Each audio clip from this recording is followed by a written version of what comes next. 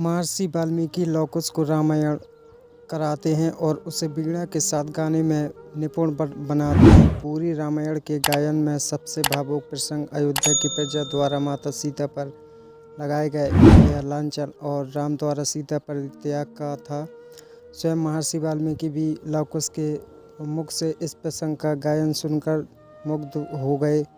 लव-कुश जानना चाहते हैं कि सीता परित्याग के बाद राम कथा में क्या होता है। गुरुदेव कहते हैं कि समय आने पर वे उन्हें यह भी बता देंगे।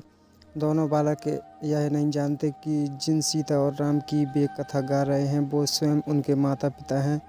लव-कुश सीता परित्याग को अनुचित बताते हैं। इस पर गुरुदेव कहते हैं कि सीता का परित्याग के उचित या अनुचित होने का निर्णय इतिहास करेगा, किंतु राम ने अपने राजधर्म का पालन किया है। लव-कुश गुरुदेव से तर्क वितर्क नहीं करते, किंतु उनके मन में राजा राम के प्रति रोष भरा रहता है।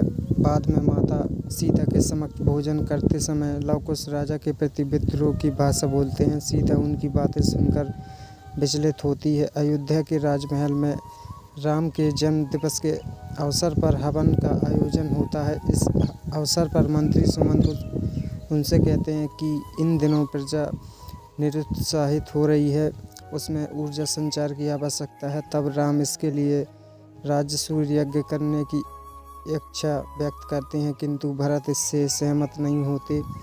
भरत कहते हैं कि राजसूय यज्ञ में राजा राम को अन्य राजाओं से युद्ध कर उन्हें परास्त करना होगा और इससे धरती तमाम राजवंशों का विनाश हो जाएगा। भरत आगे कहते हैं कि अन्य राज्यों के राजा राम को भक्तिभाव से देखते हैं तो उन्हें परास्त करने की क्या आवश्यकता है। तब लक्ष्मण राजसूय के स्थान पर अश्वमेध यज्ञ कराने का सुझाव देते हैं। अश्वमेध यज्ञ में एक घोड़ा छोड़ा जाता है और उस घोड़े के पीछे सेना होती है। जिस राज्य से वह घोड़ा गुजरता है और वहाँ का राजा घोड़ा नहीं पकड़ता है तो वह राज अपने आप अश्वमेध यज्ञ करने वाले राजा के अधीन आ जाता है। राम कहते हैं कि इस रावण के वध के कारण उन पर ब्रह्म हत्या का पाप है। अश्वमेध यज्ञ करने की से वह पाप मुक्त हो जाएगा। महर्षि वशिष्ठ यज्ञ आयोजन कराने को सहज स्वीकार करते हैं।